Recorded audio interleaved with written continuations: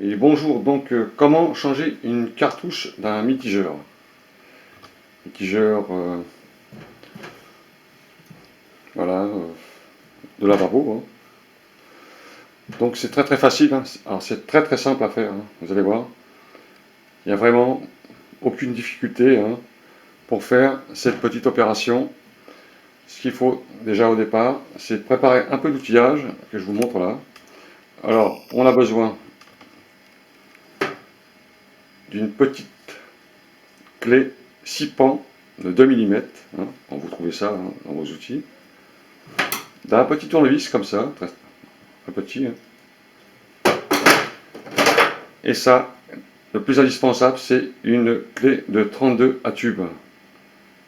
Si vous n'avez pas ça, vous allez avoir beaucoup de difficultés à démonter l'écrou qui est à l'intérieur. C'est 32, hein. Donc essayez de vous procurer ou vous faire prêter cette clé de 32 et une pince Velcro, enfin un jack on appelle ça, une pince, un peu de vinaigre blanc pour faire du nettoyage, du filtre. Vous allez comprendre pourquoi.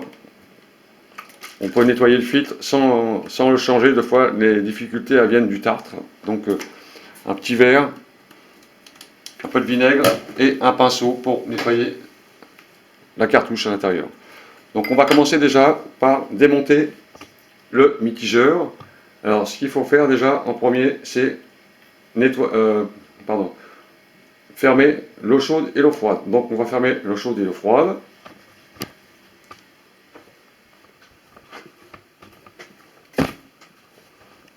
Alors, je ferme l'eau. Voilà. N'oubliez pas ça, hein. Donc, toujours fermer l'eau, hein. Donc, ça va, l'eau est fermée. Ensuite, on retourne à la cuisine. Voilà, donc, on va démonter maintenant le mitigeur. Très facile à faire. On fait ça ensemble. Alors, je mets ma caméra en place. Voilà, c'est prêt. Alors, pour démonter le mitigeur, il faut déjà commencer par enlever le petit capuchon qu'il y a sur... Bon, là, il n'y a plus d'eau, hein. Ici, là, juste devant. Vous avez toujours une petite pastille blanche qu'on démonte avec vos ongles. Si vous avez des ongles, ça se démonte très facilement. On tire dessus, hein. Si vous n'avez pas, vous prenez un petit tournevis. Voilà, c'est un petit capuchon qui donne accès à la vis 6 pans qui est à l'intérieur. Ensuite, j'agrandis un peu. Vous avez à l'intérieur une petite vis. Alors prenez une lampe électrique pour bien voir à l'intérieur. C'est quoi exactement, hein. En général, c'est une clé 6 pans de 2, hein. Mais vérifiez quand même. À l'aide d'une petite lampe de poche, vous regardez la vis à l'intérieur. Vous voyez, alors là, c'est une 6 pans. Donc on démonte la 6 pans. Vous aidez avec un peu de lumière. Et vous démontez la vis 6 pans. Voilà. Alors c'est pas très serré, c'est juste un pointeau, hein, qui fait office de serrage, hein, et vous enlevez votre poignet. Alors attention à la vis, c'est un petit pointeau, voilà. Ne desserrez pas complètement, hein. Elle peut tomber et puis foutre le camp dans le lavabo, hein, en démontant. Donc faites attention, bouchez le lavabo. Donc là, on a démonté la poignée et le reste, ça va suivre. Alors, on continue. J'agrandis un peu la vidéo, hein. Vous avez une bague qui est dessus. Très facile à enlever, c'est pareil avec les ongles. La bague se retire toute seule, hein. Enfin, toute seule. On s'aide un peu, hein. Voilà. Elle est vissée, hein. Elle est vissée simplement, hein. Ouais, c'est 3 filets. On desserre. On enlève la bague. Maintenant, vous avez l'écrou que je vous ai parlé de 32. Je fais un petit gros plan à la caméra. Je vais le mettre ici, vous verrez mieux. C'est l'écrou de 32.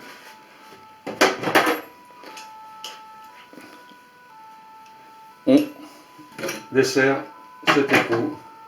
Alors Alors c'est pas serré très fort, hein. Vous voyez. Donc si vous n'avez pas de clé de 32, prenez la pince Jacques là, mettez un peu un mouchoir autour pour pas abîmer le pas de vis, mais c'est pas serré très fort, hein. Mais ce qui est conseillé, c'est d'avoir les outils adaptés, hein, pour faire ça. Donc on desserre maintenant cet écrou là. Alors c'est très facile à desserrer, hein. Tenez votre robinet de la main gauche, hein, pour pas tirer sur l'arc ici, hein. Donc ça force deux fois et on dessert ça. Et voilà, vous voyez, c'est rapide. On dessert cet écrou. Mis de côté. Alors vous avez vu, c'est très simple. C'est très simple, hein. Ensuite, à l'intérieur, vous avez maintenant la cartouche. Alors cette cartouche, elle est emboîtée avec un joint SPI. C'est un joint diamétrique, hein, un joint SPI, on appelle ça, qui est enfoncé à l'intérieur. On a des fois quelques difficultés à le retirer parce qu'il est sous pression à l'intérieur. Donc aidez-vous avec une pince pour le retirer sans abîmer, hein. Avec une pince, vous vous aidez à le retirer et vous tirez fort dessus pour le sortir. Voilà, vous avez vu. Voilà la cartouche d'un mitigeur. Cartouche d'un mitigeur, c'est des filtres à l'intérieur qui font le mélange d'eau chaude et d'eau froide. Et quelquefois, ça arrive que le calcaire, si vous n'avez pas démonté votre cartouche depuis 2 ans, c'est plein de calcaire. Je vais faire des gros plans pour bien qu'on voie, hein, cette cartouche. Vous voyez, on voit un peu de calcaire sur le joint. Il y a un peu de calcaire, alors, il y a un peu de tout là, du calcaire, et ça peut créer des fuites d'eau et avoir un mauvais mélange. Alors, deux fois, c'est nécessaire de changer sa cartouche. Donc, quand vous avez démonté votre cartouche, vous allez chez votre vendeur de robinetterie et vous rachetez la cartouche avec la référence. La référence est toujours indiquée sur le mitigeur. Donc là, la cartouche est bonne. C'était simplement pour vous faire une vidéo pour vous montrer comment on démonte une cartouche. Très simple, juste un écrou à démonter et vous avez la cartouche. Alors, maintenant, ce qu'on va faire, on va vérifier l'intérieur du mitigeur pour voir ce qui se passe. Parce que souvent, il y a des dépôts, des saloperies, du calcaire qui stagne à cet endroit-là et qui va créer après des fuites ou un mauvais fonctionnement du mélange du mitigeur. Alors, à l'aide d'une lampe électrique, on va vérifier l'intérieur. Je vais rapprocher la caméra et on va vérifier l'intérieur du mitigeur. Là. Voilà. Et on voit, vous voyez, il y a des petits dépôts. Moi, je vois, hein, ici. Hein. Mais de toute façon, vous allez le voir quand vous allez démonter votre mitigeur. Vous avez des petits dépôts. Alors, c'est de la rouille, je ne sais pas ce que c'est. Et ça, il faut le nettoyer, hein, à l'intérieur. Vous nettoyez bien votre mitigeur avec un peu de vinaigre, du vinaigre blanc, c'est très bon pour nettoyer le calcaire. Vous vérifiez à l'intérieur, toujours, hein, de façon que le joint SPI fasse bien office d'étanchéité. Hein. Alors donc, je vais nettoyer maintenant l'endroit où est la cartouche avec un peu de vinaigre et un pinceau. Hein. Donc, prenez un peu de vinaigre blanc. Je vais agrandir un peu la caméra, ça sera mieux pour vous. Hein. Voilà. Hein, vous en balancez à l'intérieur, c'est pas grave. Hein.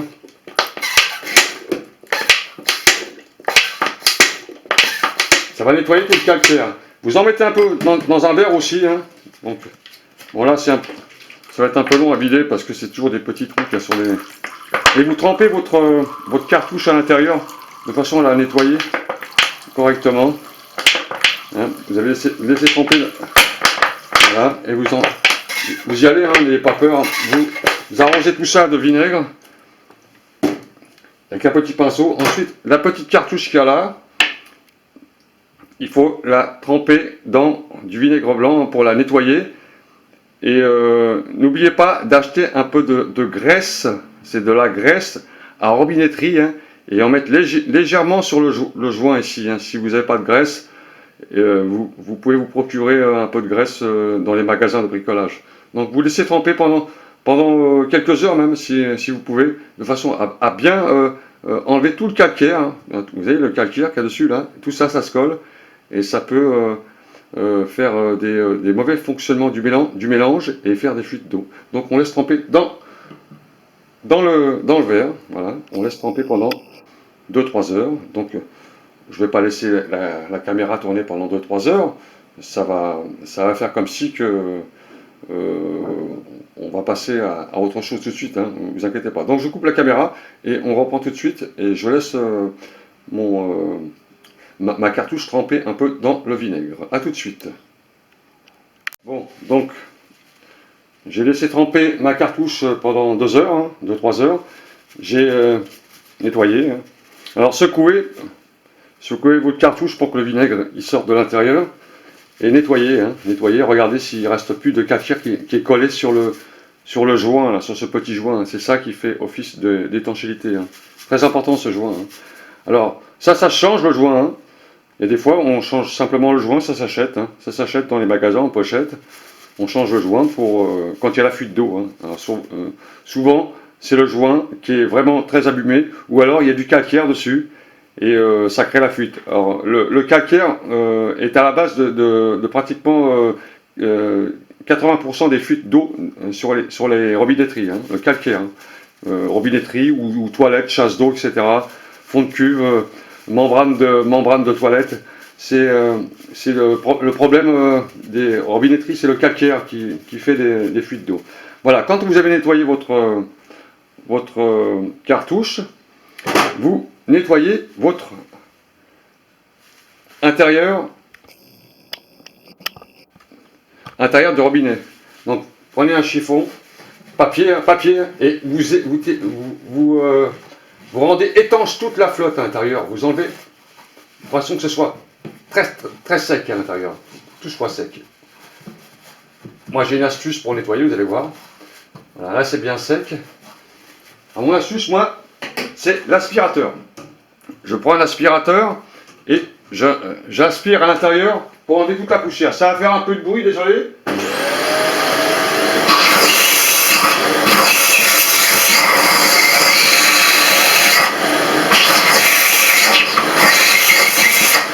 Voilà. Voilà, si vous faites ça, tenez les joints. Hein, tenez les joints, vous faites ça sur la cartouche, hein, de façon à ne pas aspirer les joints.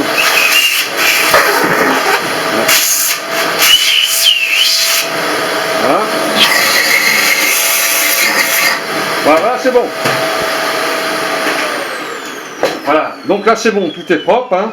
L'intérieur est nettoyé.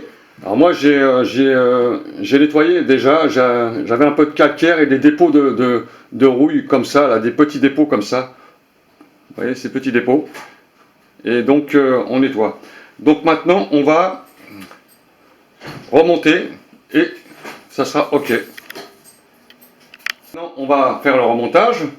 Donc pour le remontage, vous mettez un peu de graisse. Alors moi j'avais un peu de graisse chez moi déjà, hein. Donc je vais en mettre un peu. Hein. Alors c'est pas de la graisse robinetterie, mais je pense que ça convient aussi. Hein. Un peu de graisse sur le joint, légèrement. Hein. C'est pour pas irriter le joint quand on l'enfonce à l'intérieur. Hein, pour pas l'irriter, pour les brécher, quoi. Il faut que ça reste lisse. Donc on met un peu de graisse comme ça dessus. Hein. Voilà, comme ça il va s'enfoncer tranquillement. Ensuite, vous prenez votre cartouche. Sur l'emplacement, on a démonté la poignée du robinet. La poignée du robinet, vous avez un trou.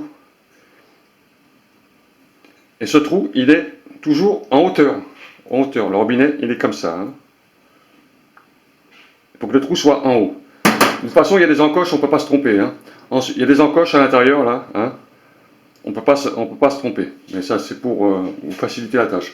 Et vous renfoncez votre robinet à l'intérieur. Voilà. Donc, quand vous avez mis votre robinet, pardon, la cartouche à l'intérieur. Vous allez après faire le serrage pour pouvoir l'enfoncer à l'intérieur avec la clé de 32. Donc on remet, alors le pointeau il est en haut, hein, très bien, c'est important. Le petit trou du pointeau de la poignée en haut, hein, tout le temps pour la vis. Ensuite vous serrez à la main et vous remettez un petit coup de clé de 32 pour l'enfoncer correctement à fond. Alors pas de serrage trop fort, hein. Vous allez voir, à un moment donné, ça s'arrête. Il ne faut pas forcer dessus, hein. On force jamais sur les serrages de robinetterie, hein. C'est toujours, voilà. Tac, voilà, là c'est très bien. Là on a mis sa cartouche nettoyée. On remet le petit capuchon dessus. On met un coup de chiffon en papier pour nettoyer toute l'eau qu'il y a autour. Ça sera pour vérifier s'il y a des éventuelles fuites après la finition du montage. Et on va contrôler après s'il n'y a pas des fuites d'eau encore à ce niveau. Souvent on a de l'eau deux fois sur la base ici, hein, ou là, à la sortie du robinet, là, il y a de l'eau. Et ça, c'est le joint qui fait une fuite. Donc on sèche bien tout ça correctement, hein, bien séché. Voilà, tout est sec autour, pas d'eau. Voilà, on sèche tout. On remet son robinet, la vis en haut, pointeau là, on l'enfonce à l'intérieur, on ne peut pas se tromper. Et on remet un petit coup de clé Allen la clé de 6 pans de 2, hein. C'est une clé de 2. Et on serre tranquillement, pas trop fort, c'est pas la peine, voilà. Vous serrez, vous remettez votre petit capuchon dessus, voilà. Ensuite, maintenant, on va ouvrir l'eau pour vérifier s'il y a encore une fuite ou un problème. J'ouvre l'eau tout de suite. Voilà, j'ai ouvert l'eau. On va faire un essai. Vous retirez tout ce que vous avez dans votre lavabo, hein. Quand on bricole, on fait toujours un peu de cochonnerie, mais ça c'est normal, hein. Là, l'installation est faite. Là, j'ai ouvert l'eau. On attend un peu pour voir s'il n'y a pas des fuites d'eau, hein. Toujours bien sécher tout ça correctement, hein, avec du chiffon sec. Voir s'il n'y a pas d'eau qui coule. Et on va faire l'essai après du robinet pour voir s'il n'y a pas de problème éventuel. Alors l'opération est très simple, hein. Vous avez vu l'outillage, une clé de 32, une clé de 6 pans de 2, un peu de vinaigre, un petit tournevis, une lampe électrique pour regarder, un peu de chiffon, une pince Jacques. Si vous n'avez pas la clé à tube de 32, prenez une pince comme ça pour le démonter, hein. Voilà, donc là, on va faire l'essai maintenant, tout doucement.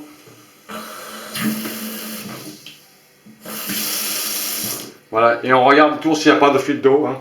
Alors vous essayez froid, chaud.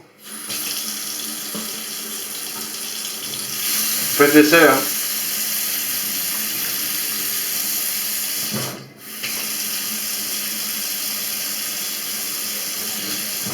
Le chaud fonctionne. L'eau froide fonctionne. D'accord. Donc, apparemment c'est bon. J'ai pas de fuite, hein. J'ai pas de fuite autour. Donc, je suis arrivé à démonter ma cartouche. Ou bien vous la changez avec la référence. Vous en achetez une neuve. Ça coûte entre 15 et 20 euros quand même, hein. Donc, essayez de voir si vous pouvez voir si c'est pas le joint SPI, le petit joint circulaire noir qui est à l'intérieur, où il n'y a pas un défaut dessus, où il est cassé ou un peu éméché, ou alors c'est le calcaire. Juste un coup de nettoyage au vinaigre blanc. Vinaigre blanc, très très bon pour nettoyer le calcaire, hein. C'est un conseil. Donc voilà, pour le robinet, j'espère que cette vidéo va vous dépanner, hein. Ça vous évitera d'appeler un plombier qui va vous prendre 120, 150 euros pour faire ça, quoi. Donc c'est 150 balles dans sa poche tout de suite avec quelques outils et un peu de bricolage, une demi-heure pour faire ça. Donc ça, moi je pense que ça vaut la peine. Bon, on peut toujours appeler un plombier pour les gens qui vraiment se sentent pas capables, mais ce qu'on peut faire soi-même, il faut le faire soi-même. On est, c'est économie, économie. Hein. Moi c'est comme ça, moi. Économie, économie. Je fais attention à tout. Voilà, messieurs, dames, et bonne continuation et bon travail. Salut!